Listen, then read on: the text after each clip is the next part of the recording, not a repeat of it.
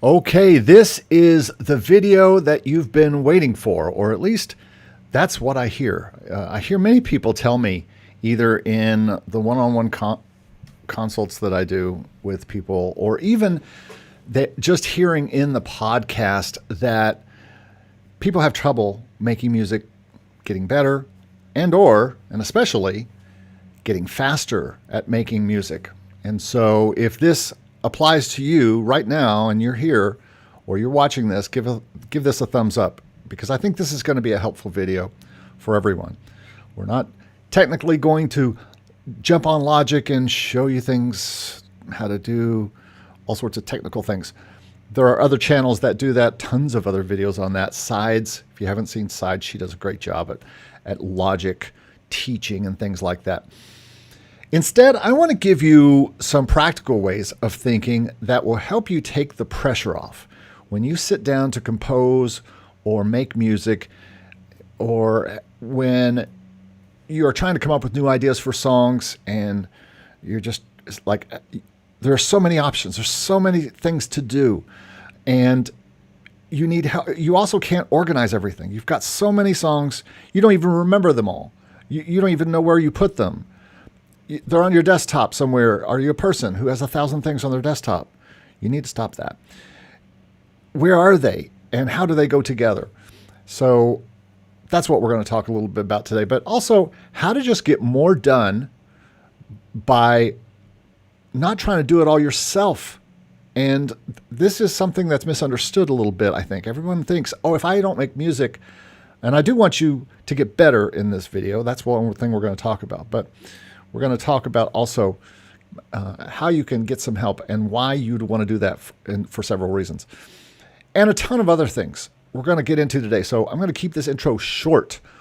That very unlike me.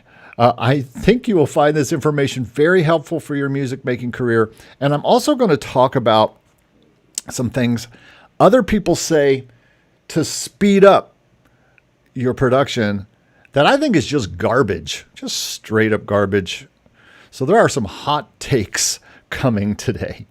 So in this podcast, let's focus on what to do to make your music better, and especially how you can make music faster, and also what not to do. Welcome to the Make Music Income Podcast. My name is Eric Copeland, and I've made a full-time living as a music producer, composer, and arranger for over 25 years. In this podcast, I talk about making music income with music licensing, music production, music streaming, music royalties, being a music composer, arranger, producer, or artist, or really any way that I have in the past or currently now or want to make music income. I have free and paid courses and coaching and ebooks for you at makemusicincome.com/free. Make sure to like this podcast if you enjoy the content, because it really helps, and subscribe if you're just finding the podcast or channel and want to be part of things every week. I hope all this content helps you make the music you love to make and make music income. All right, everybody, thanks for being here on the podcast today. We are going to get into it. We're going to start the way we do every show and talk about our sponsor for this video, which is me, what we call Positive Spin Partners. This is the way that I work. I work with tons of partners. I work with tons of partners in Nashville. I work with tons of partners in Germany and the UK, and all around the US, all around the world, Canada. I have literally dozens and dozens, if not a cast of thousands, that I work with to create music. This is another way, a very important way, to work better and faster. We had 5 more songs that were accepted into a library yesterday, and guess what? These 5 songs came with a little bit of upfront money. Yeah, a little buyout money for the partners who were involved with it. So I'm sending money in a few days to a few partners. So that's very cool. We're at about 227 songs this year, and 60 more have been requested, and then we're finishing right now. 60 more. This is how much we're working on. Talking about wanting to be faster and better and have things done. That's what we do with Positive Spin Partners. We've got about 200 songs more in production. And how are we doing this? Well, it's the very first thing we're going to talk about.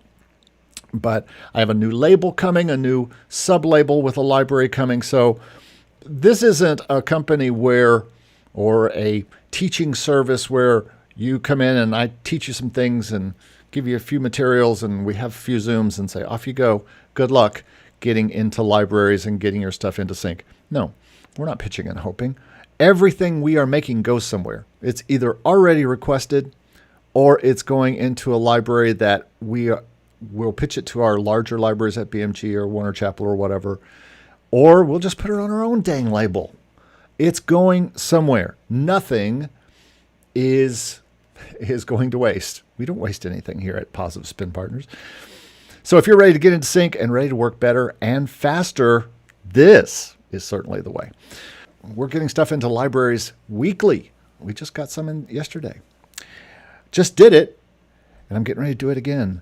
More on this in a bit as we go through this, but let's just go ahead and get started today. There's no reason to just pussyfoot around this particular topic. You want to get better. You want to get faster. This is something I think that is extremely important for people who are working towards becoming music composers, and especially people who want this to become part of their income. They want this to become part of their full-time income. I sit here every day. All I do is sit in this room and make music all day long with myself and with others and with libraries and other people that I serve, clients. That's what I do. And I do that. And that's one of the hints today that will be coming up about how to get better and faster. You want to get better and faster, make it your job.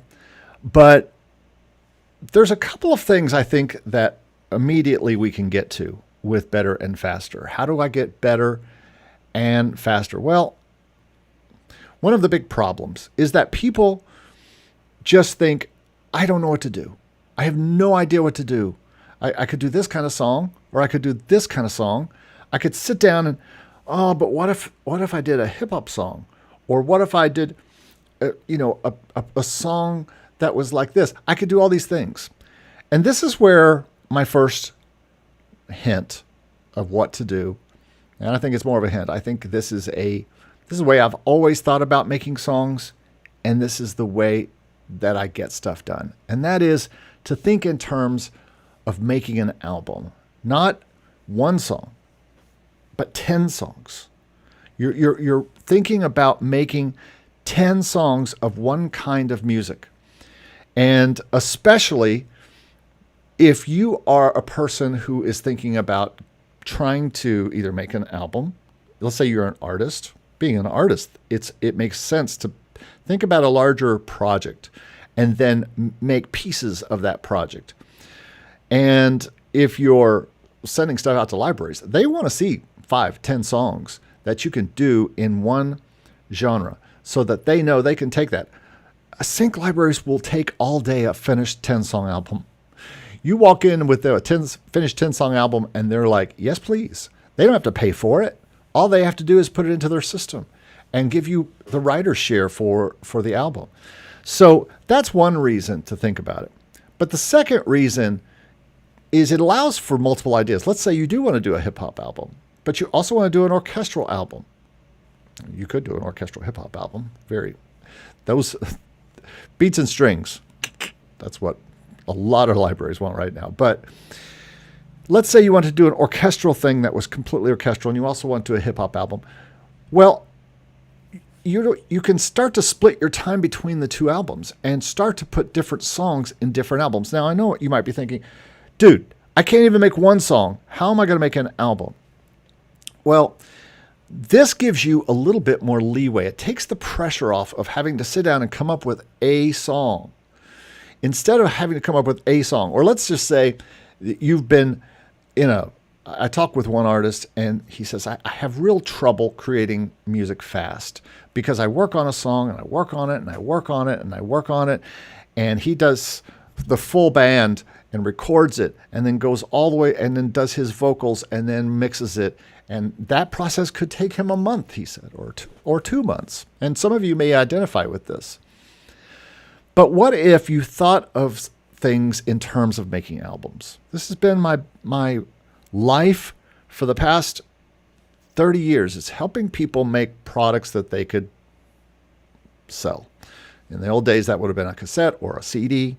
Now we're a little bit more in a singles culture. So it's a bit of a trap because everyone thinks, all I got to do is come up with one song and put it on Spotify.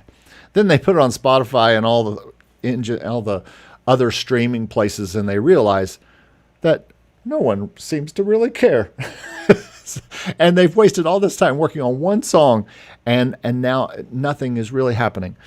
But if you are in the album mode and you're thinking of a whole hip-hop album, you can come sit down, and you also are thinking about an orchestral album and maybe some other album. And you're thinking, I'm going to sit down. What do I feel like working on? Do I feel like working on hip-hop? Then, okay, I'm going to make a hip-hop song for this album. And maybe you could even think about what the album kind of is focused on. Maybe it's a hip-hop album focused on dance or party, or it's a orchestral album focused on, I don't know, classical. Maybe you want to redo a bunch of classical things, or you want to do a bunch of public domain songs, but classical. You want to do something, whatever it is. You can sit down and say, okay, this album focuses just on this. I feel like working on this today. And you can start the bones of something that's going to become something more later. A lot of these things I'm about to tell you is how I work. It's how a lot of pros work. We don't just sit down and willy-nilly work on a song and then get halfway through it and go, I don't like this. I'm going to move on. Then our whole day or hours that we had, those precious hours to create on that day, were wasted on some idea we may not even follow up. So having albums that you're working on, this is why at Positive Spin Partners, we have 20 albums going on. And every week we sit down at 11 o'clock on Zoom and we talk about what albums we have and where I need help on those albums. It gives people a way to concentrate on a thing to do rather than just sit down and kind of just, I have no idea really what I'm doing. So this requires a little of imagination. You're going to have to just kind of imagine, what kind of album would I like to do? What music do I love? And what would the album be about? Put on your little thinking caps, put on your little imagination hats, just like we used to do in kindergarten, and just dream for a minute. Put your phone down, go outside, look at the trees, listen to the birds, and think about what you want to do. No computer needed. And dream up an album idea. Dream up a concept for an album. And if you're into sync, think about what sync likes. They like beats and strings for sports and stuff like that. I'm going to do something towards that. They like tension scenes and music for tension scenes. I'm going to do a 10-song album of tension. They like whatever it is, or if you're an artist and you think, I want to make an album of this kind of stuff for this particular genre that will fit in a bunch of playlists. And I'm just going to hit one song at a time. But here's why albums beat one song at a time. Because if you are someone who is going to track a band or make a track and then go and do vocals, you can build all this up and do all of your tracks together, and then do all of your vocals together, and then do all of your mixing together. And suddenly you're working on more songs. You're getting more done. You're getting songs done faster because you're not sitting there for 2 months working on one thing. Maybe you get to a stopping point on a song. You say, I just don't know what to do for a bridge here. So you go to the next song, and you don't waste time racking your brains and trying to figure out what to do just for that one song. And so I think the key to my success, we have 20 plus albums going on right now. Like this week, I had to stop and work on a percussion album because it was due. They were getting ready to put it out and they were paying. So we wanted to get it finished. So I had to kind of focus on that. But all the other times, if I don't have a deadline, I'm going to be looking at all the projects and going, okay, I feel like doing some mariachi right now, or I feel like doing a little bit of beats and strings right now, or I feel like whatever it is that I have, a little classical, a little jazz, a little whatever. I can just jump on that, and it makes the decision making when I sit down in that and take that precious time that I have. We're going to talk about that next, but take that precious time that I have and get something done. And I think it's because of albums. Harco says, this intro is like an airplane safety video. I know it is, and you'll find the exits on both sides of the plane and on the front too. And there's my computer, and there's my keyboards, and then over there are the doors. Okay, that's enough of that. How many albums do you release in a year? I think I'd say probably somewhere between 20 and 50. You'll have to come back at the end of the year. So far, we're at I don't know how many albums, because we have a lot of like 5-song and a few singles go out here and there. But we're somewhere between 20 and 50 albums. And I'm used to developing at least 10 at a time, just because I used to be a music producer. I still am producing many albums for people, but I've kind of slowed down on that and producing a little bit more for Sync now. A lot more for Sync now. So it could be a lot. Arco says, I am actually releasing an album called Simple, which is inspired by Brian Eno with modular synths. See, this is exactly what I'm talking about. Now, when Arco goes to sit down, he knows exactly what to be working on. He's got an album of these songs. He knows even the style. So if he wanted to have a couple more albums, he could have other things. And if he didn't feel like working about modular synth music, then he would work on something else. Traditionally, an album is 10 to 12 songs. Is this what you're proposing? It absolutely is. If you want to do less, one of the things I've been doing lately with music libraries is pitching them 5 songs. We create 5 and we stop. And if we get to 5 and we find someone who likes them, then we keep going. But now that I have my own sub-label coming up and my own place to put them, I'm not going to worry so much about that.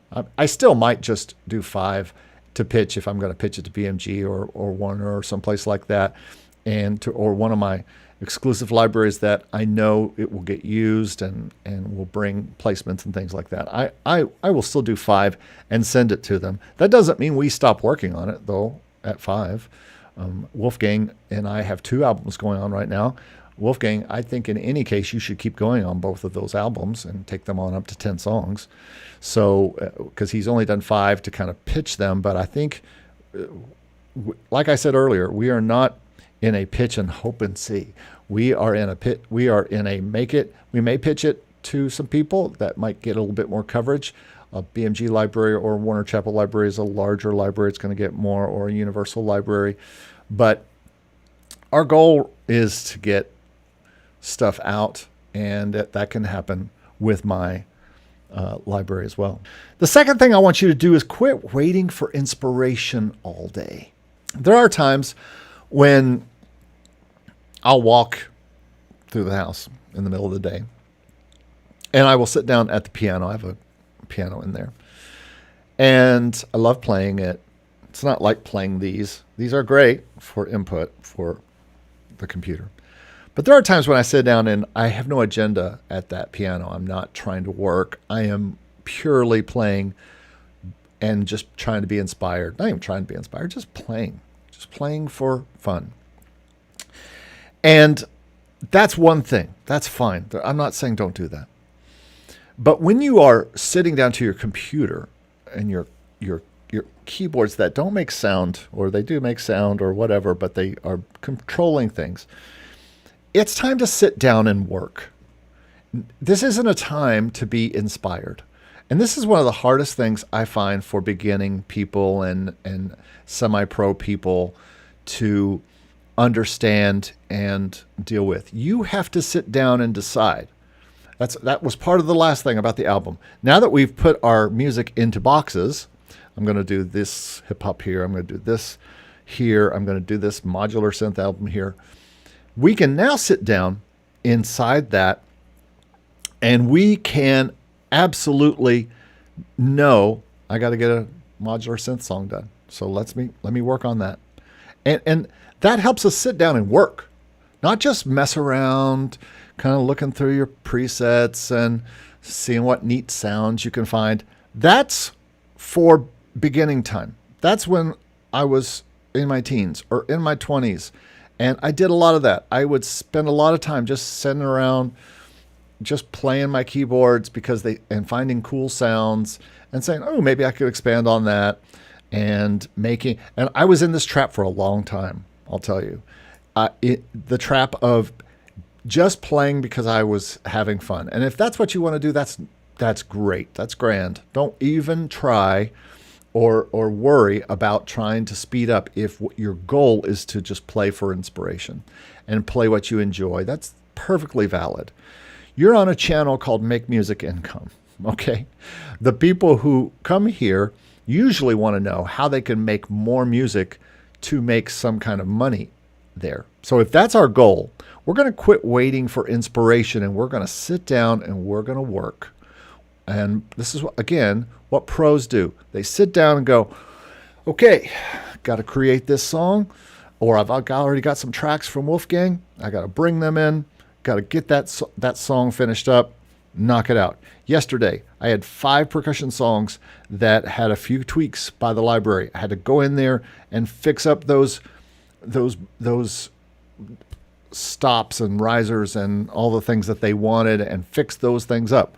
Boom, I got to sit down and work. No time for you can still get inspired because you're trying to come up with something cool. And I came up with some new things yesterday, even inside those songs, some new sounds, and to make the songs even better and finish them up. But still, it was not it was not playtime. It was work time. And I think it's easy just to mess around when you sit down. You have an hour by yourself and you come in here and I saw online that there was a new sound. I'll download that and play with it and see what it sounds like. And before you know it, it's time to go to work. It's time to get your kids off to school. It's time to do whatever else that you have to do. And there is no time for messing around and just playing around. Now, again, this is for people who want to make money or people who want to get something done. You're watching a video called Get Better and Faster, okay? You're not watching a video called Play More for Your Own Enjoyment, okay? So you have to be working towards some goal when you sit down. And that's why having the albums to do is good. Another way to not, and again, this does require a little inspiration, but you can work from something like a brief where someone has said, a library has said, okay, we want these songs. Can you create those for us? And then you sit down and you create those specific things that they want. You're working with a goal in mind. You have parameters that you have to hit. We want tension. It requires certain parameters. We want beats and strings that require certain parameters. And so you've seen other videos by Dave Croft and other people who talk about how to make those kind of things. Stevie B does great videos about how to do those things and why. So working from brief or working from something the library wants, which is kind of the same thing sometimes, but sometimes a library will come right to you and say, do you have anybody who plays real cello or something? And I'll say, absolutely. And they'll say, well, give us an album of that. And then after you do that, they'll say, give us 2 more albums of that sometimes. And so you have specific things to do. You're not just sitting down. You have albums to work on. Again, we get back to the album thing. But you're not just sitting there playing around and trying to be inspired, trying to see what sounds can help you and all that kind of stuff. The other thing, instead of waiting for inspiration all the time, but especially when you want to get things done and you want to be faster, is to make a schedule. And I have a to-do list, and I've shown it on this channel many times. It lives on my notes program. I'm a Mac person, so it lives on my iPhone, lives on my iPad, lives on my Mac. It lives on my other MacBook.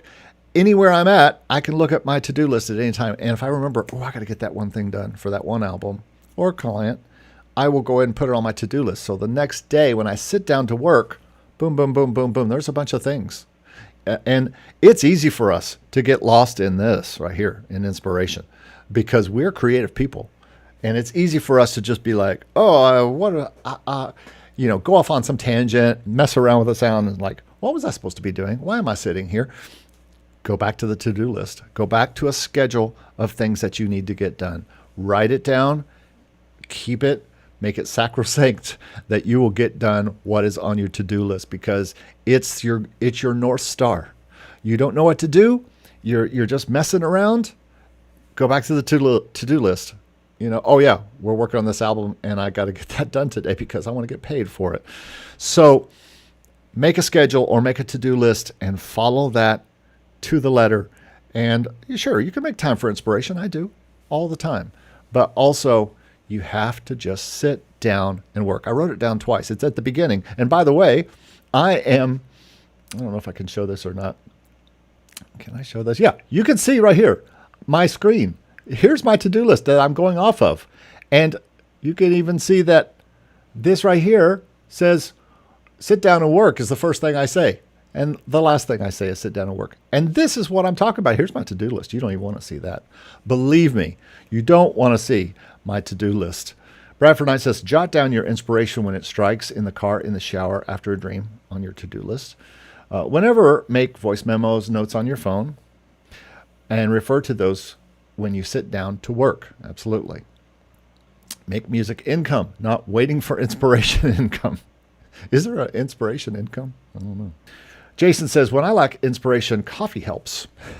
Well, I drink tea, but very low caffeine. Don't need caffeine. Do you think I need caffeine? Good Lord.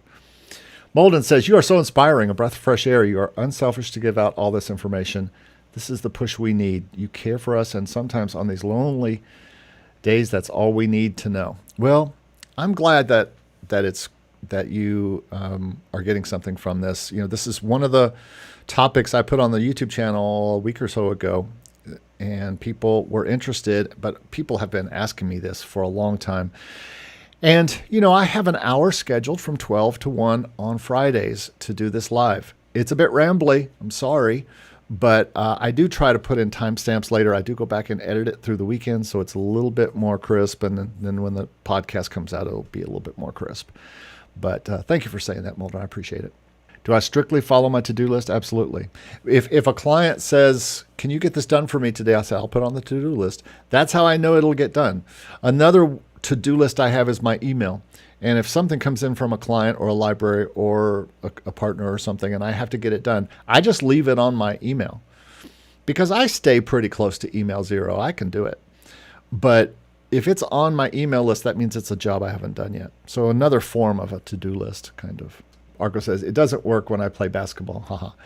You know what? When I play basketball, Arco and I have this. Arco, if we're ever in the same place, we've got to play ball. But when I go to the gym a couple times a week, I go to a place that I can play basketball. Because basketball, I'm from Kentucky, y'all. All right? There's my Kentucky slipping through. But basketball is the one thing that when I'm playing it, especially in a game with other people, that music doesn't fire. Inspiration doesn't fire. It's like one of the only times when I don't think about music or my business or inspiration or how to do this or how to do that or how to grow my business or what to talk about on the YouTube channel. It's basketball. It's basketball. Basketball, this is how much I love basketball. It was my daughter's first word. We were reading the newspaper. She saw Michael Jordan. She pointed at him and she said, "Ball." That's a true story. Let's get to the next point here. And to do this, we're going to give you something that not every YouTube channel does. We're going to give you a clip. Hey, let's do Get Help. What? Get Help. No. Come on, you love it. I hate it. It's great. It works every time. It's humiliating. Do you have a better plan? No. We're doing it. We are not doing Get Help. Get Help! Who else gives you Marvel clips in the middle of a helpful and fun podcast. I don't know. The next thing that I think can be very helpful, and you hear me talk about this all the time, and that is getting help. And there's two ways I want to talk about this. First of all, I want to talk about getting help because you can't. And that means because you can't do something. It's okay to get help. For some reason, everybody thinks you have to do everything in your computer yourself. That you have to play guitar, you have to play all these things. There's all these plugins, so you don't need to work with anybody ever. Just stay in your hole and work on your stuff, make all the money, and hoard all your talent and your money to yourself. Folks, this is as dumb as saying don't ever be inspired. You heard me say you can't wait on inspiration, but you still should have it. I think, and the only way that I have gotten 227 songs done this year is because get help every day. Every day I've got players sending me stuff from Nashville. I've got partners sending me tracks. I've got Wolfgang sending me more music than any robot could ever make. And I've got all those things coming in. And that allows me to have starters, or I send starters out to people, out to players, and they send me tracks back and we do a pass around. Or, as you know, we do live tracking in Nashville about once every other month or so. And then I do pass around tracking where I'm doing tracking that way too. It's okay to get help. You know why? This is how pros work. You think Beyonce just sat in her room and made the whole track and sang it and put it all together and mixed it herself? No. Do you think anybody that you listen to on Spotify, other than an indie artist who does all that on purpose, do you think anybody huge puts a movie on by themselves, puts an album out by themselves, does a Broadway musical by themselves? Even solo one-person Broadway musicals require an incredible team. You've got to work with others. You have to get out and play with others. It's a trap to sit down in your basement and work all by yourself because you'll never improve, because you'll never be sharpening iron on iron, and you'll never get to the next step without some help. And the main reason I get help is because there are things I can't do. I can't play guitar. Yes, I have guitar plugins, but they only take me so far towards what I want to do, especially being authentic and being super high quality, which is what libraries expect from Positive Spin songs. They expect Nashville quality stuff every time out. They expect highest quality. They expect higher than the average bear quality all the time. And so if I can't play violin, well, I can't play cello. That's why I work with a cellist. I can't play the Irish harp. That's why I work with a harpist. There's a lot of things that I can't do and you can't do.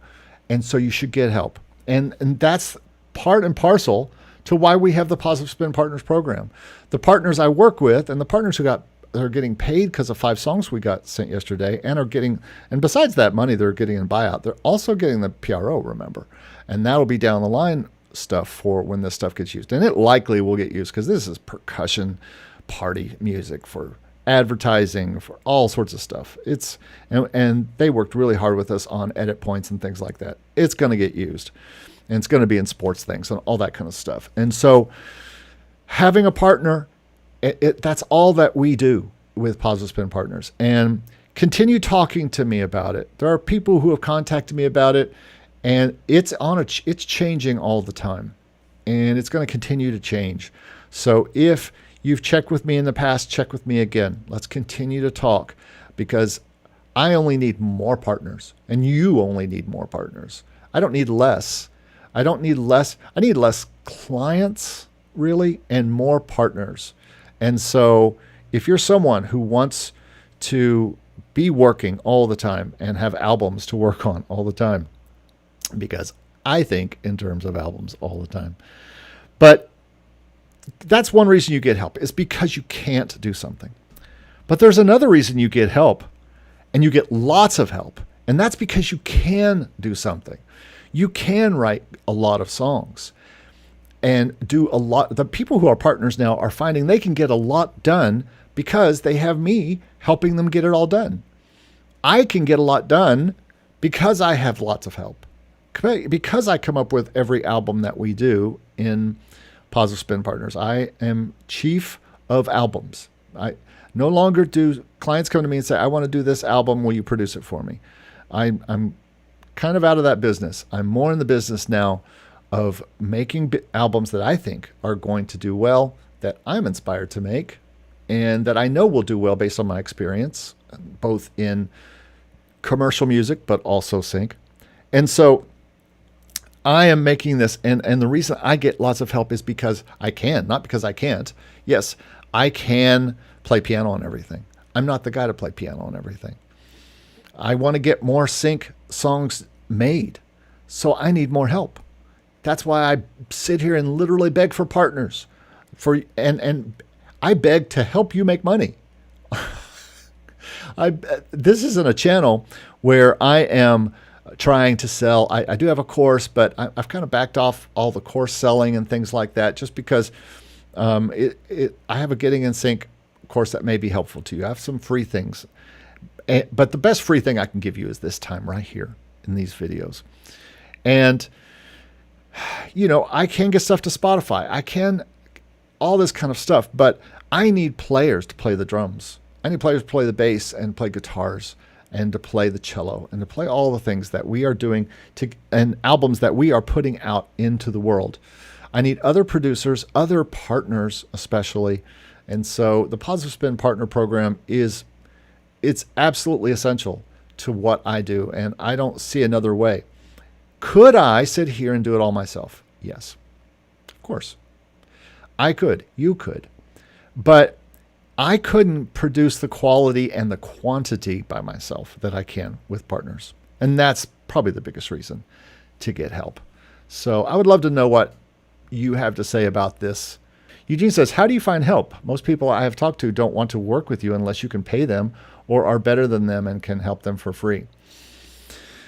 Okay, so this is a tough one. Getting help does require money sometimes. When I track in Nashville, the players ain't playing for free. Now, I do have a few who are at a point in their career where they are interested in growing their PRO. And so some of them are playing for PRO, and that's something that you could trade out, Eugene, with people if they're willing to do that.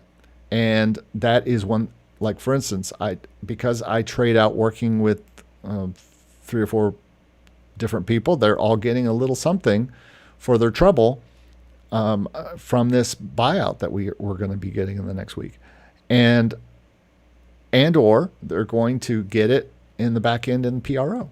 And so, or there could be sync checks in the future. So you could kind of try to say, hey, why don't we work together? We'll split PRO. We'll split, or I'll give you a portion of my PRO. I'll give you a portion of the sync fees or any buyouts that happen. Work up a nice split sheet. Maybe I'll make that a free thing at some point.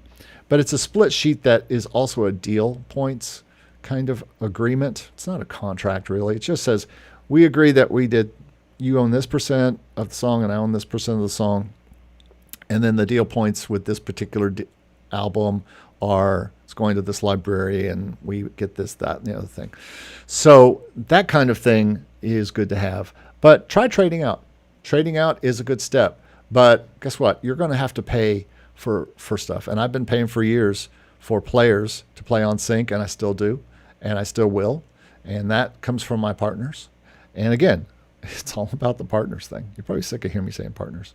It's going to have to be like a drinking game. Every time Eric says partners, take a drink. All right. Jason says, will a music library not like it if you submit a track that you already have put on Spotify or Apple Music? I don't think that's as big a deal as everybody likes to make it. My new label will allow Spotify. So, as a matter of fact, we're going to do Spotify and owning the music on that side of things in lieu of sync. Not in lieu of PRO, but in lieu of sync. And I'll talk more about that down the road. But It just depends. Some don't care. And they, what can they do? I mean, they're getting a song for free that you've already completed that you have on Spotify. The worst they could do is ask you to take it down, which you could do in 5 minutes. You know, Spotify and Apple will take it down in a few days. So it's pretty fast. So it's no big deal. All right, let's move on to the next thing. This is something I talked about last week, actually, when I talked about a way to make music income in sync. And this is one that I talked about, and this I think is the biggest one. I mean, I do this. People pay me to make sync music. They pay me as a producer to make music. And I think this is another way to get better and to get faster in sync is to produce others. And it helps you in 3 ways. It helps you get faster because you got to deliver when you produce other people. It helps you get better. How does if you're having fish, it helps you get better, but it also helps you get better and it helps you get faster. Getting faster is the main thing that happened when I became a producer because I would work on things and never complete them. And I would never get things done. But when a client is paying you and says, I'm coming into the studio on Friday, I'd like to hear it, you will get it done. And so producing for others brings you better. It brings you faster. But it also brings you something you really want. And while you're on a channel called Make Music Income, it brings you money. You produce other people and they pay you. This is how I got better and faster. Is because I had to keep creating and keep pleasing clients, and I still am with libraries and with my partners and with clients. It's how I learned to finish is to produce others. I learned to finish things and think in terms of albums. That's if you're asking why did you make such a big deal out of being an album, making albums? Well, that was how when I started, what's what people wanted. There wasn't a singles culture really in 2000 or even in the 90s. It was all about making an album, a tape or a cassette or a CD or a vinyl or vinyl. And people wanted an album to sell at their gigs. Now it's a little bit different these days for most people. They're selling merch instead of CDs at this point. I have a client right now who's literally only making physical products, CDs first, not even putting it on streaming. You see Taylor Swift do this, you see other people do this. But producing others helps you get things done. It helps you get better at coming up with ideas. You're working with a client. You've got to help them come up with ideas and or you work together on coming up with ideas. It makes you better, like I said, at finishing songs. It's how I learned to get things finished. And still, if I don't have a client or a partner and I'm just working on something, things will linger for months and years. If I don't have a partner who's keeping me accountable in some way to getting the album done or client that's keeping me accountable to getting it done. So working with a partner that you are, Eugene, if you find someone to work with, then yeah, they're going to keep you accountable because they want to get it done and get it off their plate. And so it's one of the best ways. And so producing other people, while it may not be your first choice, you're like, hey, I'm not here to produce other people. I'm here to make my own music because I want to be inspired and make my own thing and do only what I want to do. Well, you and all of us. But if you want to make money and you want to make money now and you want to get better and faster, then I'm telling you, producing others will get you there. Clients pay you and they become your friends. And later on, they might even work with you for cheap rates or free. Seen it happen. So and here's the important thing though, Eugene or any one of you who's thinking about using people and paying people, if you're going to pay somebody, pay the best. I got lucky when I moved to Nashville and met an engineer and multiple engineers who then introduced me to players, who then introduced me to other players. And I'm still meeting them. I have coffee tomorrow with a Nashville music person and who has moved here. And we're going to be talking about making music, probably together. This is the kind of thing I'm talking about. Everybody who emails me, I'm considering to work together. How can I help them? Now, Positive Spin Partners is not open to every single person in the world. I mean, you can email me. Every single person in the world can email me about it, but I only choose the people that I really feel like can be of help to us, who have the right attitude, who have the right kind of skills. So, but you need to find, when you do decide to pay people, and this kind of goes back to getting help, and decide to get lots of help, because you can do that because you have lots of things to do and you need lots of people to work with. Find the best. Be very careful of some of these services that are online. I'm still not necessarily sold. Even soundbetter.com, which I use a lot for singers, can have people who aren't all that great. Fiverr is filled with good and bad. Musiversal, which is something that's kind of come around lately, I feel like it's a very odd kind of random bunch of musicians. I've heard it sound okay and heard it sounds pretty not okay. So be careful. That's why I was lucky to meet the best in the world at the specific genre I was doing at the time, which was gospel and Christian, but they were also great at every style, to be honest. And now I'm meeting people in Los Angeles, and now I'm meeting people all over the world who are working with me and are very good at what they do. And so find the best and work with them. Here's some other things you can do. And then one last thing that you can do if you're trying to figure out what to do and you don't know what to do. And I'm not sure if this helps you get better or faster, but it can help you sit down and know what to do. I think part of being better and faster and making good use of the small amount of time that you have for your music is to know what you're going to do when you sit down at the computer. And covers and public domain songs are sometimes great things to do if you don't have anything else to do. If you can't think of, if you're not a writer, which guess what? Everyone does not need to be a composer. It's okay if you're not.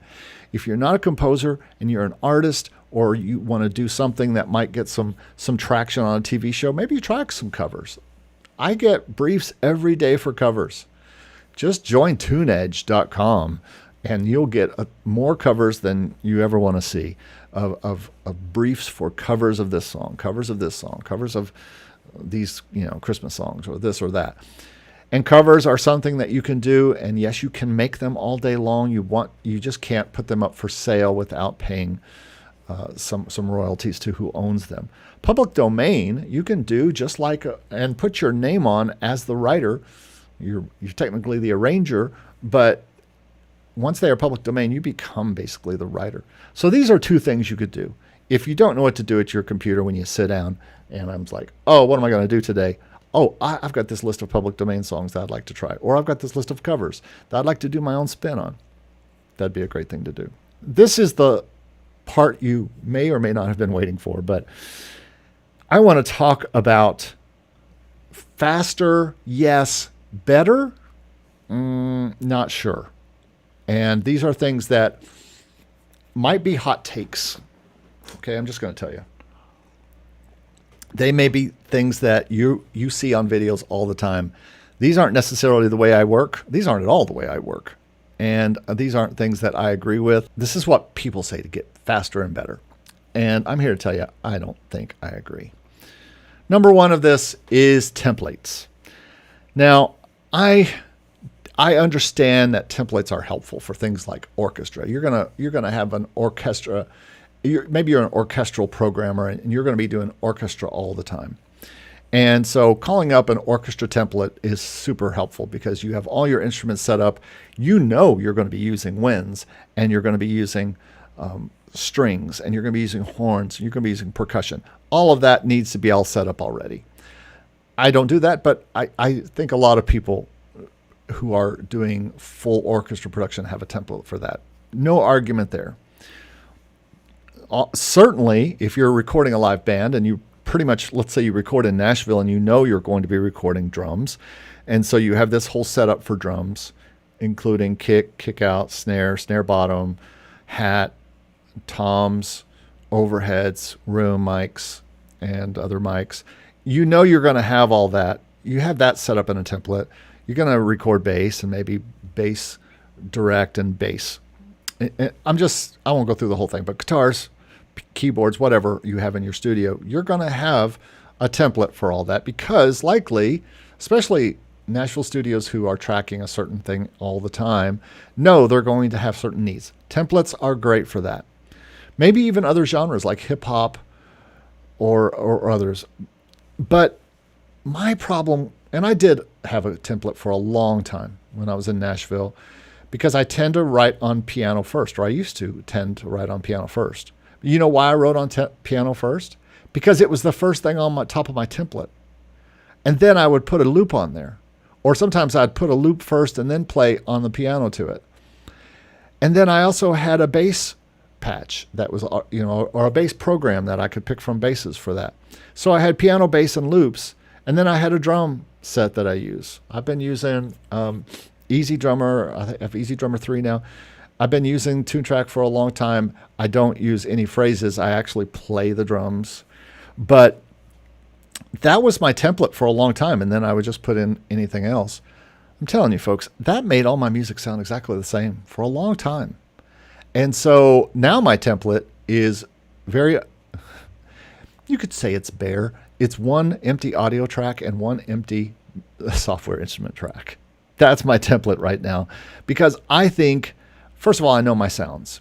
But second of all, I don't want everything to sound the same. I think music can all sound the same with templates, and I think this can be a bit of a trap and get you not getting better, because you don't get better because you don't explore at all. People say, well, you want a template so you're not always trying to find the right sound and you spend hours looking for sounds. If you spend hours looking for sounds, you have too many sounds. You should only be buying the sounds you need and using those. Find the workhorses and use them. Yes, we all like when new, cool sounds come out, and when I play it, it evolves. Well, you don't use that often, unless that's the only type of music you're doing. But if you're a music producer and you're doing lots of different kinds of things, you need to have the nuts and bolts of stuff. You need to have your string packages or your orchestral packages. You need to have your drum packages. You need to have your riser packages. You need to have your guitar packages and your bass packages and all those kind of things. But inside of there shouldn't be too much experimenting you have to do. You know, you have Albion 1 as like a string sketcher or whatever. There's 1,000 sounds in there, but you're basically just going for strings. So you just go find a strings patch and you kind of use it to write with. So templates can be a bit of a trap. Sometimes you need to search and create new sounds every song. There needs to be something different in every song. You can't just make the same hip hop song every single time with the same songs. You've got to do some exploring of sounds. So templates, I agree with some, but I think they can be a bit of a trap if you're not careful. The next thing I want to talking about is something I hear people talking about that drives me crazy, that they reuse beats. And those watching who reuse beats, go ahead and like this video or give me a comment or something like this, because I think I understand the thought behind it. You're trying to crank out stuff. You take the same beat that you made. And when I say a beat, I could mean anything from a kick and snare all the way to a full track, where you just get rid of all your music, but you keep the same template that you just use and do pretty much the same thing. You just change the tempo and the key. I think that is lazy, and I think that makes things too repetitive, and it, again, makes your music all sound the same. And you've got to really break out of that trap. You've got to learn. I'm talking to you, trap producers. You've got to really be careful that you're just not using the same sounds over and over and making the same track over and over. And this is especially true for beat makers, for beat stars, and all that kind of stuff. And they're using their little thing that they put on there that everybody knows it's them. And I think you've got to be careful with that. Yeah. Can you crank out a lot of music that way? Sure. Can you be faster doing that? Yeah, I guess. But I think it kind of sucks. And listen, if you can't write a new melody and a new beat and do it quickly, then maybe this isn't something you need to be doing. You found one beat that works and they want an album full. You think a great library is going to want 10 songs that all use the same kind of thing? And even if they will take it, is that really who you want working with your music? I do not abide with that with reusing beats. And I know that other people who are online do, and more power to them. And they're probably pro enough that they know how to hide that, and so people don't ever know. But I just, come on, just make a new beat, make a new bass line, or a new beat, a new drum patch or something. Please, just don't. All right, along those same lines, let's talk about the one that probably makes me the maddest, and the one that'll get you the most in trouble with libraries if you're headed towards sync, and that is beat packs, and especially Splice, which is great. You can now pay Splice to have Spitfire orchestras, and you can pay them monthly to have Spitfire orchestras, which is a thing if you want that. I pay Museo for that. It's pretty great. Have all those sounds. But you got to be careful with Splice loops. Obviously, we talk about that all the time, and you got to be careful with beat packs. These are things that sync libraries don't necessarily want. Now, a lot of people say, well, how will they know? Will they know that I'm using this? Well, I'm just telling you that you've got to be careful. It's a bit like cheating to just pull loops and move loops around. Anybody can do it. Any goofball can pull Logic loops around. I used to teach Logic, and I would teach them Pro Tools for the first 2 weeks. And then they would learn how to be DAW people. But then when they got Logic, and they saw those 26,000 loops that they have over there, or 50,000. I can't remember how many loops it is. It's tens of dozens of thousands of loops. And they would just pull. I did an experiment once, and I just said, let me show you why it's cool and why it's bad that loops work on Logic. And I pulled a drum loop over without listening to it. I pulled a bass line loop over without listening to it, and some other melodic thing over without listening to it. And I played it, and it sounded great. Guess what, folks? A monkey could be taught to do that. AI is already doing that. AI is doing way more than that. So why would you do it? Why would you just buy a beat pack and put a beat in? Just make a beat. Again, I'll say the same thing. Is that how you want to be seen and known, as somebody who just drags beats around, or somebody who has real talent making something? If you can't make a melody and a beat, the same thing I said about reason beats, then maybe this isn't what you need to be doing. You know, I've said this on this channel. I know this is a hot take, and people might get mad at it, and I'm sorry, but you have to create things. Just because you have work to do and you want to get work done faster, that doesn't mean you need to cheat and just pull in these melodies that you didn't write and rearrange them around, and boom, I have a melody. Or pull in a groove or something like. I think this is something that, as you can see, it makes smoke come out of something on my face. I don't know what that is, but you got to be very careful with these. This is certainly a way to be faster, and in some cases maybe better than you actually are, but I'm not sure that this is the best way to work for loops, especially Logic. And my best story of this is a guy who put something on SoundCloud, and he was in my class. He had just learned Logic, and so he had thought he had made this tremendous, cool thing. And he put it up on SoundCloud, and SoundCloud says no. SoundCloud said no. Can you imagine being told no by SoundCloud? You can't put your music up here because someone's already put this song up. He says, what are you talking about? I just wrote this. He didn't just write it. He dragged probably an 8-bar phrase or something from Logic and repeated it all the way through the song. And so had the other goofball that had put something on SoundCloud that before him. And so, yeah, someone else had already written that song. Actually, somebody wrote that song a long time ago, the one who made it really and put it in Logic. So you got to be careful with all these samples and Logic and Splice and all this kind of stuff. Arcade is another one. I had to quit using that because I was getting some content ID strikes because they're in other songs. It's not because the owner got mad at me. It's because some other goofball also used that same loop and it got heard by content ID, and that'll get you in trouble with sync libraries as well. And then something I shouldn't even have to talk about, really. You don't need to be generating any music. Now, lately I was working with someone and they were showing me their song and they had used AI to generate the track. I get that. He says, I can't get the musicians to do this right now. And this is, I want to show you how it should sound. I can get that. But the problem is, for us to do those songs, we would have to reprogram them all from scratch. It's not a problem. It's just, they need to know that. And let me tell you, every sync deal I sign right now has specific language. You better not be using AI. We will come back and haunt your dreams if you use AI and put it into our library, especially a larger library. So not something that you want to do. There are lots of AI tools I use to make music. I mean, I use Stem Splitter all the time, especially I just used it yesterday. A client sent me their song and they had vocal and bass is all they had. So I bring this thing in and I use Logic to get it on grid. And then after it's on the beat, then I can use Stem Splitter and stem split her voice out to be by itself and the bass by itself. I won't use the bass, but I will use the voice as a scratch vocal track. So that's AI technology being used for good. And you know what also kind of pisses me off?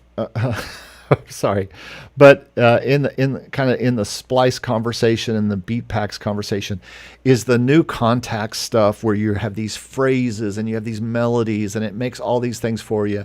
And I see that being used and I just go, why are you putting this in people's hands? It just gives people the ability to make music that they're not making. They're not making music. They're just regurgitating music that is made, or they're just randomly making things. It's not true music making. It's just like loops, all these kind of things. It's just regurgitating something someone else has done. If that's who you want to be, fine. It's not who I want to be. I just don't want to be that. And so if I use a loop, I am turning that thing inside out. I am putting something else, another loop or something. I'm playing some drums along with it and then combining that together so that loop will never be heard. And I'm talking about drums mostly. I don't use loops for almost anything else. Sometimes in the guitars on native instruments, they have these, little patterns they use. And even there, I'm trying to cut those up and use those in a different way so they're not exactly what someone else could use. That's just not who you want to be, if you ask me. Steve says, boundaries can also help spark creativity. Like, I'm only using guitar and hand drums on this. Absolutely. Sometimes I will say, like, for instance, we do cello albums and we use real cello and she does all her parts. And then I have kind of a little rule. I'm trying to come up with a small ensemble behind her of violas, cellos, and basses only. No violins. Violins get enough play. Only violas, cellos, and basses, and maybe a little percussion, perhaps another instrument if it calls for it, maybe some woodwinds or something. Being very intentional on that, it really helps kind of spark creativity. What could the violas actually do here? I think percussion top loops are okay, but you need to do other parts. Well, I think you need to hide those inside other things. Cloud9 says you got to be careful with those Logic loops. If I use them, I chop it up and re-put the Logic sampler so I can make a melody out of that sound. I definitely avoid Splice melodic loops. Same, I have a song that used arcade melodic loops and I have to redo it, if I want to use it for anything. If this has helped you in some way, if you have found this to be helpful today, I would sure appreciate it giving it a like, and that'll help other people see this and maybe get something from it. That's one of the metrics that really works on YouTube, it seems. And if you want some free stuff, I've got free stuff for you at makemusicincome.com/free, and hope to have some new stuff up soon for free. And again, if you are someone who is ready to get better and ready to get faster, then contact me. Just go right here.